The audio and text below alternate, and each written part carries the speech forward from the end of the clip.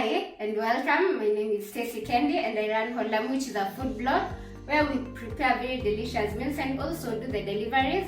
But we also make some delicious food as we throw down, and that's essentially what we're going to be doing today. We're going to be throwing down some yummy food, some coconut butter chicken, which is full of flavor.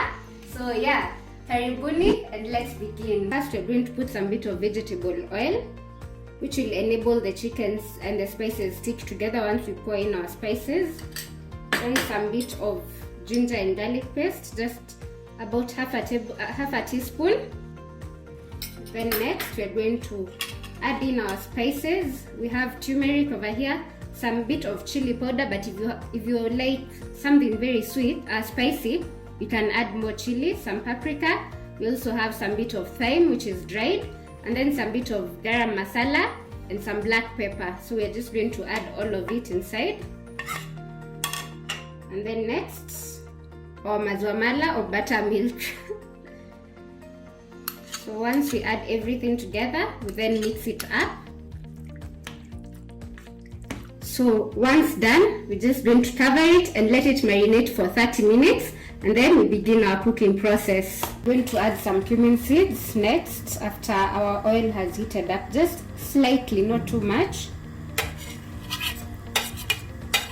So for this, we're just going to let them fry for some time until they become fragrant. So this should be about 1 to 2 minutes thereabouts. We're going to add in our onions and fry until they are a bit translucent. Once we get to this point, we're going to add in now our 1 teaspoon of the ginger and garlic paste.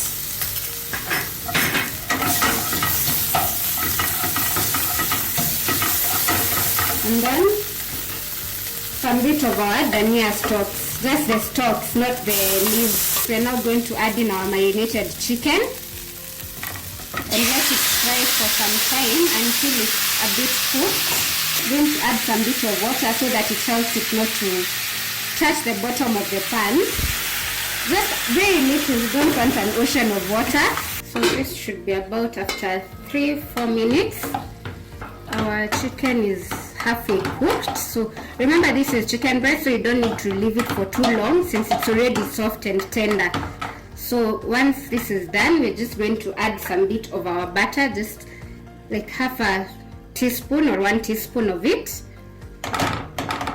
and let it melt for some time on the heat.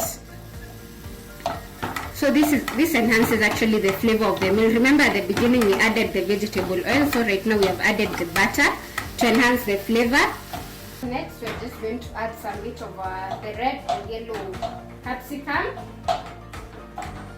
So, and then we just mix with the chicken. It's already smelling so nice here. Let's just wait for the end product. But now we're going to add our blended tomatoes. Remember, these were 2 tomatoes, so we're just going to add. And the bit is that for blended tomatoes, you don't need to wait for it to cook. So we're just going to add about 1 full heaped teaspoon of the tomato paste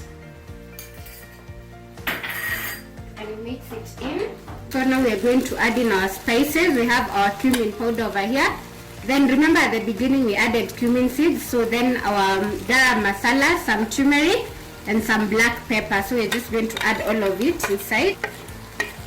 Let it simmer for just a short while before now we add the next ingredient. So we're just going to add our salt, then our coconut cream. This is actually the main ingredient of the whole meal.